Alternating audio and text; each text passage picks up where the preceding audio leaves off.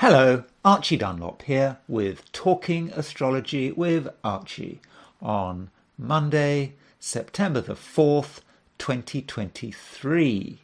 Today I want to talk about London. Specifically, I want to talk about the Mayor of London, Sadiq Khan. Okay, I understand that that's a pretty fringe subject to be talking about, so maybe this video is not going to get many views. Still, London is a big city. What happens in London is important. And in particular, one thing that really seems to be very controversial is this thing called ULEZ. Now, I haven't been in London since 2019, but I do remember when I was there, I saw reference to ULEZ, and I didn't really know what ULEZ was. But ULEZ actually stands for Ultra Low Emissions Zone. I was in London in 2019, just as the ultra low emission zone was coming into effect.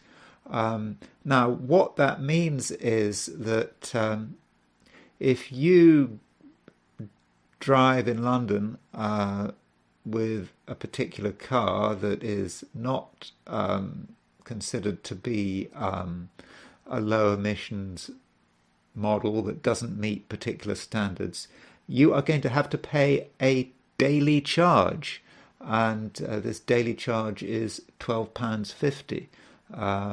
So that in dollars, off the top of my head, that's going to be, I don't know, you've got $1.20, $1.25 or something to the pound. So, $15, something like that, you'll have to pay. And it's certainly controversial. And this zone in London keeps expanding. And recently, on August the 29th of this year, there's this ULEZ zone, I think, has been expanded for the whole of London. Not just the centre. All the boroughs in London are covered by it. And so, it's not popular. So I did want to look at the horoscope of ULEZ when it got put into action. See if there's anything interesting there. And another thing about London, it is a Gemini city. Traditionally, it's ruled by the sign Gemini.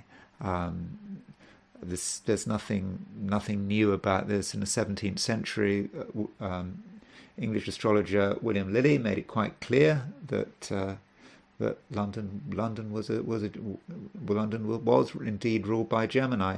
And having lived in London for some time, I would have said that was true. It feels like a Gemini city. I suppose it's vibrant.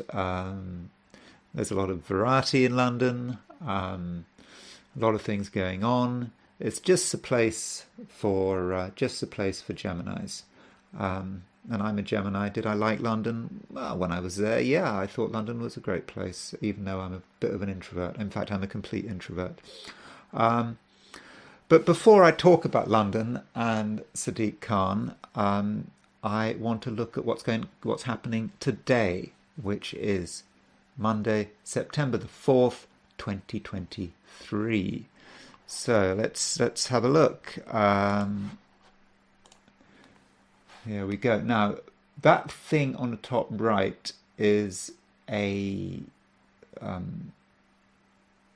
design, a picture that was created by that astrologer William Lilly in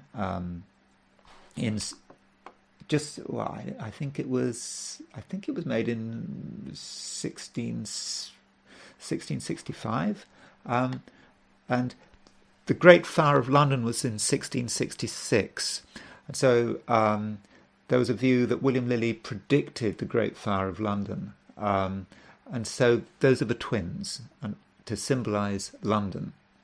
So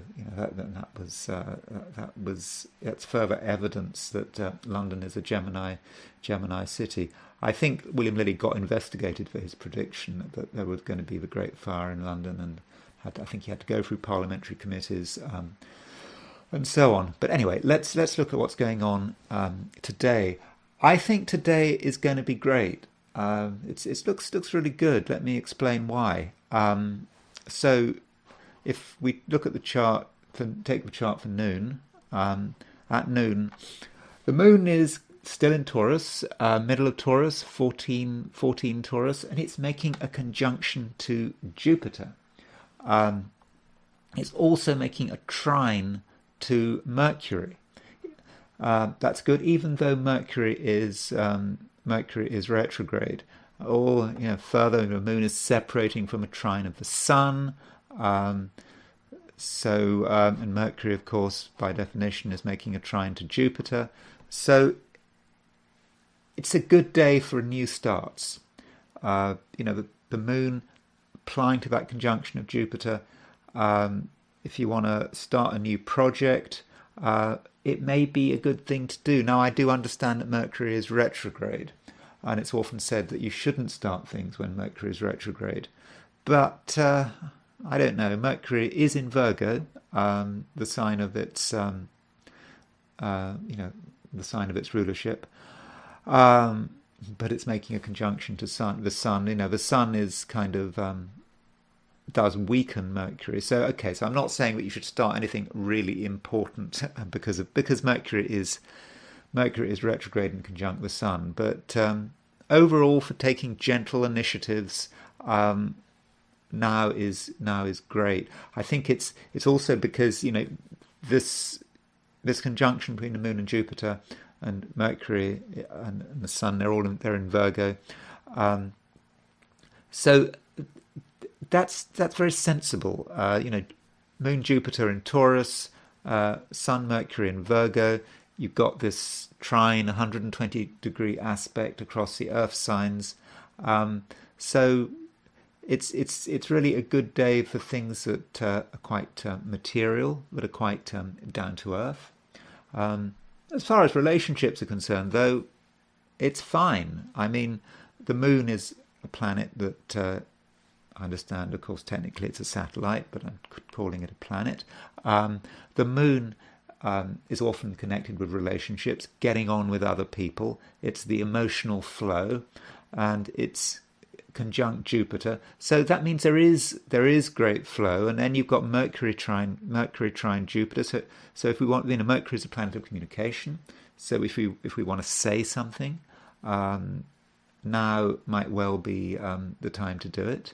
The words will flow, and because it's in Earth signs, Mercury in Virgo, Jupiter in Taurus, that does mean that we're not going to sort of go off topic. We're going to be able to stick to the point, and come over very well. In terms of retrogrades and directs, two things happened today. Venus is now direct, and I talked about that yesterday. Venus is a planet of relationships. Venus is a planet of sort of aesthetics, what we find to be beautiful, ugly, whatever. And now that Venus is direct, we're going to be in a better position to make decisions about what looks good. Our taste is going to start improving from now on. We're less likely to be attracted to things that artistically are garbage. If we're, redecorating our house, for example, there's a better chance that we'll make the right decisions. Or choosing clothes, buying clothes, if you're into that kind of thing. With Venus now going direct, there's a better chance of making the right choices. However, the planet Jupiter is going retrograde. So we have a confusing picture here. Venus and Jupiter in astrology, are the benefics. Jupiter is a greater benefic. Venus is a lesser benefic. So the lesser benefic, Venus, is going direct, but the greater benefic, Jupiter, is going retrograde. So Jupiter is a planet of big ideas. It's a planet of our plans for the future. It's the planet of new horizons, and now it's going retrograde. So some of us who had a big idea might suddenly realize that it may be a bit flawed. Something might be not entirely right. So it might be a good idea to put the big ideas on hold, remembering that Jupiter actually goes retrograde for some time. It'll be retrograde for the rest of the year. So this is not a trivial thing. So in some cases, we may have to put on hold our larger scale plans until early 2024. So do consider that. There is another thing to mention about Jupiter going retrograde, in a more general sense, is that Jupiter and Saturn are a pair. So, Saturn is the planet of restriction, constriction. It's in terms of sort of the economy. It's the planet of putting one's foot on the brakes. For example, the Federal Reserve raising interest rates in order to curb inflation. So that's a very Saturn thing to do. Jupiter, by contrast, is a planet of economic expansion, the planet of inflation, perhaps, the planet of loose monetary policy. And so with Jupiter retrograde, that may filter through into the economy. And probably not in a very good way. At least to begin with. I'm not saying it's the end of the world, but it's one little factor which may be. We're worried about recession. Well, I think a lot of countries are already in recession. I think technically the US is not in recession, but Jupiter going retrograde doesn't help. So that's my overall view of what's going on today. I think for most of us, it's going to be a good day for activities connected with material things, and I think it's a holiday in places. So in a way, that's a shame. If you don't get involved in business activities, if you don't go into work, that may be a missed opportunity. But just because you're not working doesn't mean that you can't be involved in productive activity. So as far as my forecasts for the 12 signs are concerned, here goes. These are my forecasts for today, which is Monday, September the 4th, 2023. Aries. It looks like being a good Monday, provided you handle yourself in the right way. It's not about immediate glory, rather about rearranging your environment and making sure that everything is in the right place. In terms of money, it's a good idea to familiarize yourself with small details. There is something that you don't quite understand, and today you can make up for that, perhaps with some research or talking to people who are knowledgeable. Taurus. Venus, your ruler, is now going direct. You can be more decisive, and confusions from the past are starting to resolve. You might also be in a position to make a decision about one particular person. Yet, some of your larger ambitions need further consideration, and it might not be until early January that you're ready to commit. Gemini. Today is rather what you make of it. If you're looking for instant excitement, then you might be disappointed, but if you work with the materials in front of you, then things could start going your way very quickly. And out of nowhere, you could have a piece of luck. And it might all start as an interesting discovery. Cancer. The moon, your ruler, is well placed. It is conjunct Jupiter and in an 120-degree aspect to Mercury. Things are running smoothly, and it doesn't take much energy to get things started. You therefore need a positive approach, and you should be happy to engage other people with your plans and ideas. And don't underestimate your own intelligence. Leo, it's not a day for lazing around, and entertainment should not be your main priority.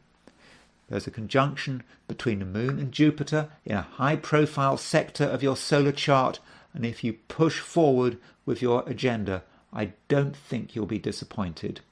And your financial instincts are finely tuned. Virgo, it's a time of change, and I mean this in a positive sense. You may find the concept of change too much to handle, but if you're honest with yourself, you'll recognise that things are getting a bit stagnant. And it all starts with a change of philosophy. And from this change comes other changes which start manifesting in your everyday life. You and someone else are on exactly the same wavelength. Libra. Venus, your ruling planet, is now starting to go forward. Since the end of July, you've been somewhat indecisive, and your social skills may have been less than perfect. But now things are returning to normal, and it won't be long before you're back in your stride. And for the moment, you're a surprisingly good judge of character. Scorpio. You are a valuable member of society, and it's important that you aren't shy. There are people to meet, and you need to be open to new possibilities. It's a situation where you might feel that you're not in control, but maybe you're too concerned about power. By giving a small amount of power away, you could attract someone very special. Sagittarius. It could be a good day, provided you accept the reality of the situation. Excitement and fun are not really on the agenda. Instead, it's a time for duty and service, for doing what's expected of you.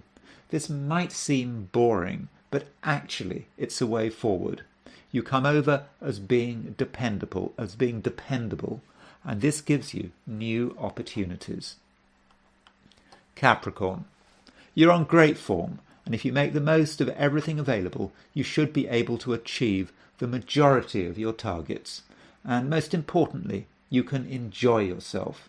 And while there's no harm in being mature and responsible, a bit of harmless silliness wouldn't go amiss. If you've got something to say, then now might be the time to say it.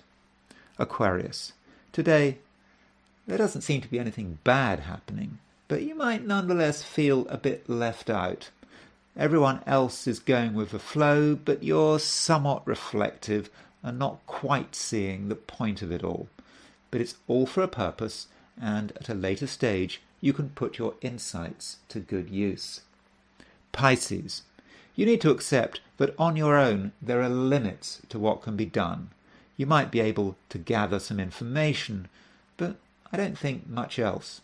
Yet, when you interact with other people, things start moving, thanks to favourable aspects to Jupiter from the Moon and Mercury. You get the excitement and dynamism you need, and you can also benefit from someone's intellectual input. So let's now move on to the I Ching.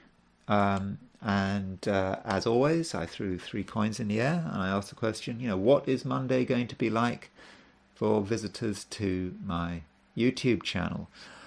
Well, you've just heard me talk about the astrology, and I think I was pretty positive about what's going on. But the I Ching does give a different view. And I Ching not too optimistic about today. The hexagram we got is hexagram 38, opposition.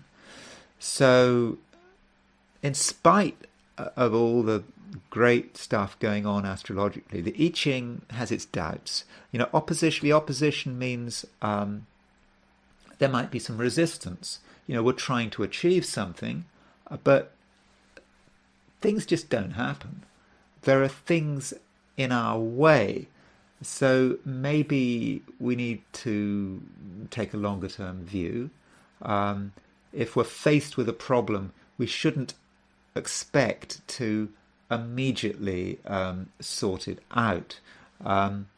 Yet there is a suggestion in the I Ching that the solution to our problem may be close at hand, but we might not recognize it. So, when I was talking about the astrology, I was talking about the social advantages of today. I was talking about the Moon-Jupiter conjunction can gravitate towards other people who can help us. Mercury trine Jupiter should be about talking to people, seeing what they've got to say, being ready to talk about our own feelings and thoughts. And so there may be someone who we just don't recognize. They can help us, but we just have completely discounted them. So, if you think that everyone is useless, no one's going to help if you run into a brick wall, don't make assumptions about other people. There's someone low profile who doesn't boast, who on the surface just seems very ordinary, but that person can make all the difference. So consider who that person might be. So let's now move back to the astrology. I don't know if you're still with me. Maybe you've stopped watching this video by now, in anticipation about what I'm going to talk about, which is London, and maybe you're just not interested. But anyway, some people are. So let's see what's going on. I mean, sorry to sound so ambivalent about what I'm talking about. But Sadiq Khan's chart it's not really very interesting. I have to warn you about that. Let's. Okay, so I'm not. Who am I going to start with? Well, I said that London is a Gemini city, and that 17th century, I think it's called a hieroglyph. That 17th century picture, is of the twins together with each other, and that's the Great Fire of London, 1666, that supposedly William Lilly predicted. And to give you sort of evidence that London, is a Gemini city. When I first moved to London, when I went to university there, there was something called the Greater London Council, and the Greater London Council had at its head Ken Livingstone, and at the time, I thought Ken Livingstone was absolutely great. London was a vibrant place, and Ken Livingstone was exactly the right person to be running the Greater London Council. I remember he introduced this thing called Fares Fair, when suddenly the city subsidized, the Greater London Council subsidised transport, and so suddenly, underground and bus fares just went completely down. They were really, really affordable. And if you've been to London, you'll know that transport is really expensive. It's always been expensive. It's always felt expensive. But this Fares Fair just seemed completely brilliant. In the end, it was ruled to be illegal because outer London boroughs thought they weren't benefiting from it. But Ken Livingstone at the time was really felt very appropriate. He wasn't mayor of London. He was head of the GLC until Margaret Thatcher, I think she got rid of the GLC, which didn't make her very popular in London. But Ken Livingstone, is a Gemini. You can see he's born on June the 17th, 1945. And so the GLC went, and then later there was a change, and there started to be elections to be mayor of London, and Ken Livingstone was the first mayor of London, and it's just so appropriate that a Gemini was the first mayor of London. And who was the second mayor of London? The second mayor of London was Boris, born June the 19th. Ken Livingstone born June the 17th. Boris born June the 19th. And as you can see, Boris was also a Gemini. So really, with the Mayor of London, there should probably be some kind of rule that only Geminis can stand to be Mayor of London. It kind of makes sense. But then we have someone else now as Mayor of London, and that is Sadiq Khan. He is a lawyer, Labour politician. So yeah, I think he was elected in May 2016, and we don't have a time of birth. In general, if you've got a politician and you don't know the time of birth, you shouldn't vote for him. I mean, it doesn't matter who they are. You don't trust someone if you don't have their time of birth. So I think Hillary Clinton, if you look at her chart, I don't think there's a totally reliable time for her birth. I don't think her chart has a good Rodden rating, so that would be a reason, for example, to have not voted for Hillary Clinton.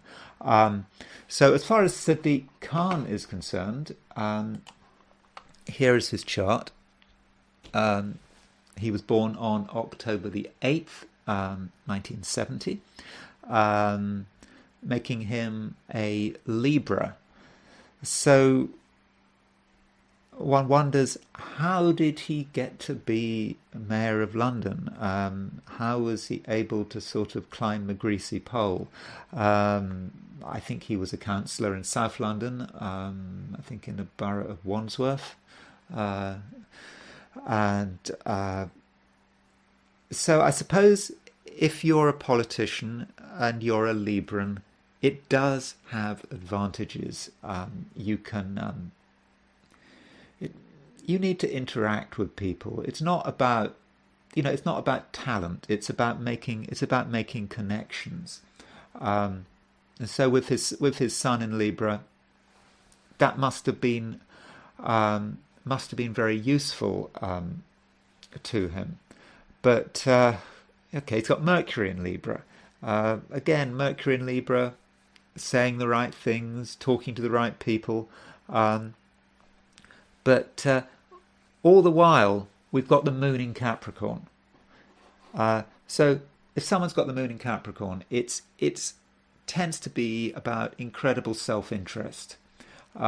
People with moon in Capricorn put themselves and their family first. The material details are important, and there's always the question, what's in it for me? That's always going to be the case with moon in Capricorn. This moon in Capricorn is okay. The moon in Capricorn, it's weak because it's in its detriment. Yet Sadiq Khan does have Saturn in Taurus, so the moon is in the sign of Cancer, the sign of Saturn, because Saturn rules Capricorn, and Saturn in Taurus is in the exaltation of the moon. So that moon trine Saturn is extra useful there. It focuses the moon on what it needs to get. So it's a very acquisitive moon. And in fact, we see he's actually got a grand trine in Earth. So he's got moon 18. I should say, when I say he's got his moon at 18 Capricorn, I don't know, because I don't know his time of birth. So approximately his moon is somewhere between, say, 12 Capricorn and 24 Capricorn. So bear that in mind. But if his moon is around 18 Capricorn, he would have an Earth grand trine, moon in Capricorn, Saturn in Taurus, Mars in Virgo.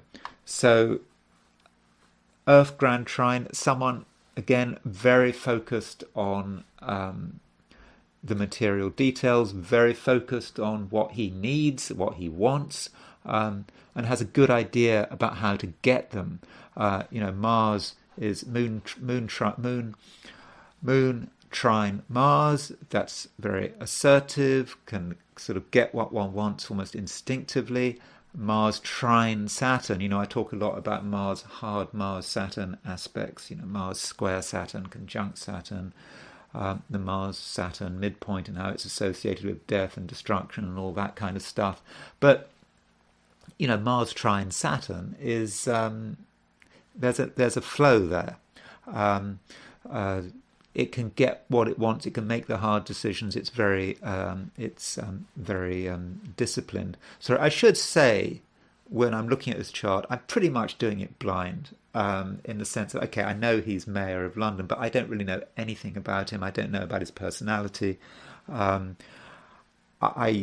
really don't know. I mean, sure, people say they don't like him, but I'm sure a lot of people like him. I mean, he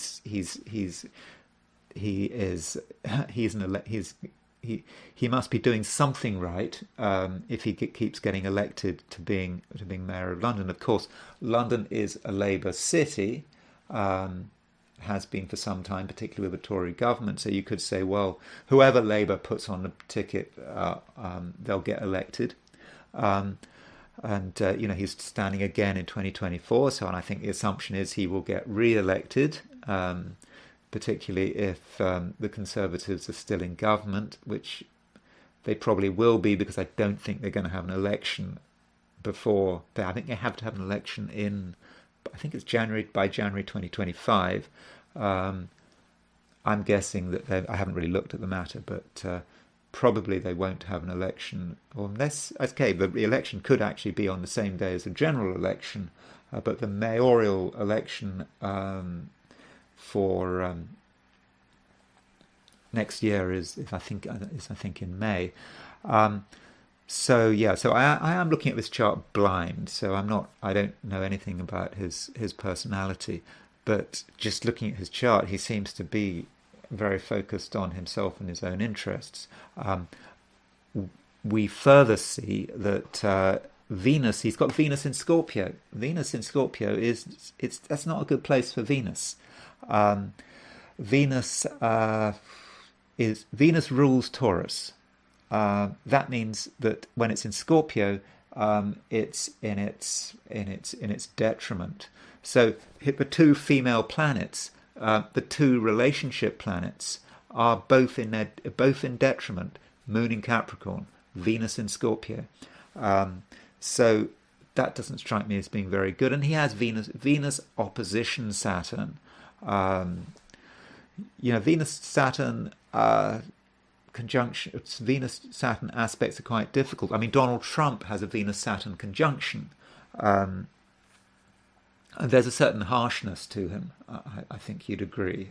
Whatever you think about him, he doesn't strike me as someone who sort of relates easily.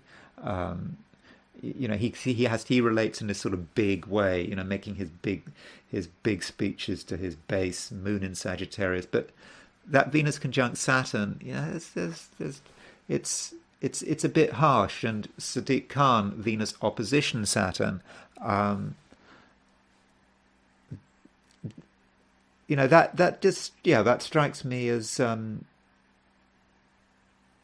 someone who really isn't too able to relate to people in a nice, easy, flowing way. Which means his Sun in Libra and his Mercury in Libra must be doing a lot of work. I mean, to be able to network, being a successful politician is a lot of networking. I suppose one has to say that Grand Trine in Earth is just someone who maybe is very honest about their own failings and their own, what they can do, what they can't do in a social environment, and maybe just works incredibly hard to do what's needed to be done. Maybe thinking, well, if I want this, I'm going to have to do that. I may not want to do that, but I'm going to do it anyway. That's Moon in Capricorn. That's how it's feeling. Maybe it's very calculating. Venus opposition Saturn might be calculating, saying, this is what I have to do with this particular relationship if I want to be successful. So that might be how it works. And I suppose Sun in Libra can be manipulative. Sun in Libra knows what relationships are required, knows how to get people on its side. But one problem with this chart is that I don't have a time of birth, so I just can't see precisely. I can't see precisely how it's all working out. As far as North Node, it's got North Node in Pisces, South Node in Virgo. His way forward, what he should be doing from a karmic point of view. Of course, he's a Muslim, so he's not going to be into karma, but sort of dharmic Buddhist ideas. I think he's a practicing Muslim. So North Node in Pisces is, it's about letting go a bit, being emotional, tuning into people's sort of feelings, not being too rigid. South Node in Virgo, maybe he's still a bit in his South Node in Virgo. South Node in Virgo is the path of least resistance, is to just look at the details, focus on the details, not see the wood for the trees. I don't know to what extent he's managing the North Node, South Node in his chart. One final thing about this chart is that it hasn't got any fire. I certainly wouldn't count Chiron and Aries as representing any fire in there. So, Boris actually didn't have any fire. But with Boris's lack of fire, he compensated. He didn't have fire in his own life, so he made a special effort to find excitement outside. And you sometimes see that with people who have no fire. They can actually be really big extroverts because they're looking for that action. They always want to know where the action is, and I think that was very much with Boris, looking for the action.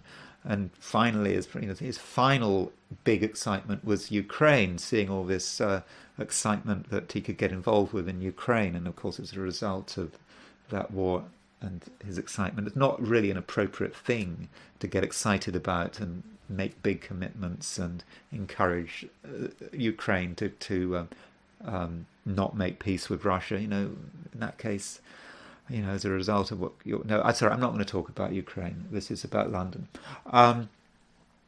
So there's his lack of fire, and maybe he kind of doesn't really finds it difficult to get people excited because he's not doing a compensation thing. I think Boris was doing a compensation thing with fire, but Sadiq Khan maybe is not doing that.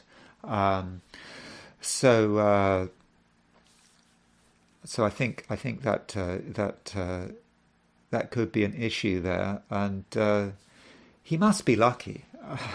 He must be lucky to be Mayor of London, to have got so far in politics with that chart. But it's just, I think it's about hard work. Just hard work. And he's basically saying if you put in the work, you can reach the heights of political power. Oh yeah, there's Mars-Pluto conjunction. Really hard working, very focused on power. And yeah, I think my guess is that's how he did it. But this chart is blind. I haven't even really looked at very hard at his biography, so if I've got it wrong, just let me know. Now, one policy that Sadiq Khan has become linked with is ULEZ, the ultra low emission zone. And so I set up the chart for ULEZ April the 8th, 2019 at 1 minute past 12. I found an article in The Guardian which said that ULEZ came into force at 1 minute past 12.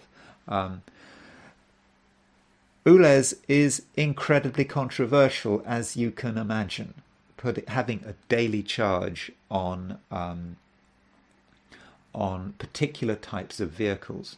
And so looking at the horoscope for when ULEZ came into being, we notice that Moon is in Taurus, 18 Taurus, making a trine to Saturn, assuming that Sadiq Khan was born at noon, which of course we can't assume. He has a moon, so Sadiq Khan has a moon trine Saturn in his horoscope, and moon trine Saturn, we see moon trine Saturn in the ULEZ chart, and we see moon in the 6th house. I think the moon in the 6th house kind of indicates part of the intention of ULEZ.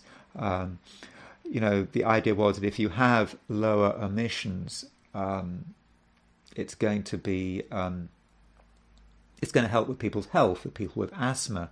The last time I was in London, I was staying in my sister's flat, and it was right in the centre. It was and the windows are open. It was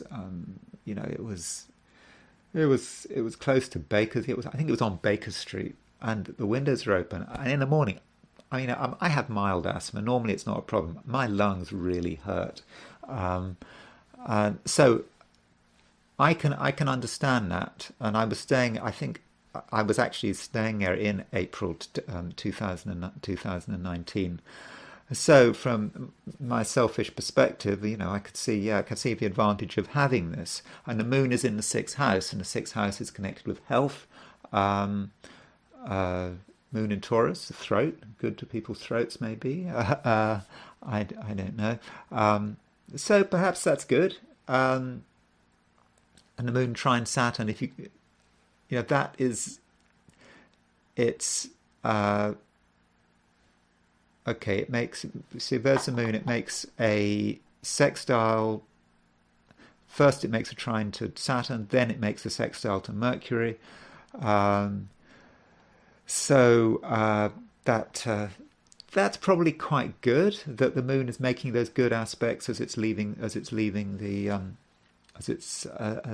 before it leaves Taurus. We see Mercury conjunct Neptune. Maybe that's part of the intention. Mercury rules the lungs, Neptune, lung issues, I don't know. But the problem with that chart, remember, London is ruled by Gemini, is Mars. Mars is on the 7th house cusp. This is going to make people angry, and Mars is in Gemini, the sign of London. And so a lot of people in London are going to get really annoyed. That seems to be quite obvious. It's in the chart. And ULEZ just keeps getting bigger. And in fact, about a week ago, ULEZ was finally expanded, I believe, to cover all the boroughs in London. And Boris Johnson, it was Boris Johnson's idea, ULEZ, I think. So it's not just a Labour thing. The Tories are into ULEZ as well. So it would kind of seem unfair to blame Labour for ULEZ when it was their idea. But when Boris Johnson stood down as Member of Parliament, there was a by-election for his seat, Uxbridge and South Ruislip. And it was expected, I think, that Labour were going to take Boris Johnson's old seat, but they failed by a whisker to take the seat. And I think that it was ULEZ was blamed. If it hadn't been for ULEZ, Labour would almost certainly have won that seat. And this this seat, Uxbridge and South Ruislip, is on the borders, is sort of outer London, and it's a kind of area that was affected by the ULEZ expansion. So with the ULEZ expansion, we've already had loads of ULEZ cameras being vandalised. The BBC had an recent article which said, I think 171 cameras had been vandalised. And this opposition to it is maybe shown in the chart for expansion. I didn't actually find an article saying exactly what time the expansion happened. I'm assuming it was 1201, like the original ULEZ. If I've got it wrong, I'm sorry. But taking the 1201 chart, we can see Neptune is at 26 Pisces. It's square the ascendant. So that suggests that the idea might be not properly thought out. And also, Jupiter is at 1531 Taurus. Mars is at 054 Libra. So Mars and Jupiter are making an exact 135 degree aspect. So Mars 135 degree aspect to Jupiter does indicate some of the anger and some of the exaggerated behavior which we have with we've seen with all the vandalism which was taking place. Okay, before the chart happened, but I mean now ULEZ is before the ULEZ expansion went into place. But it just does illustrate that it is extremely controversial, so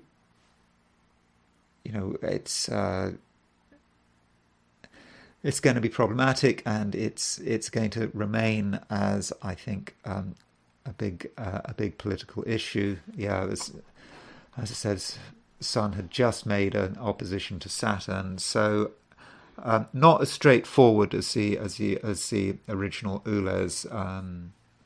So those are some thoughts on London politics and on Sadiq Khan. And on ULEZ.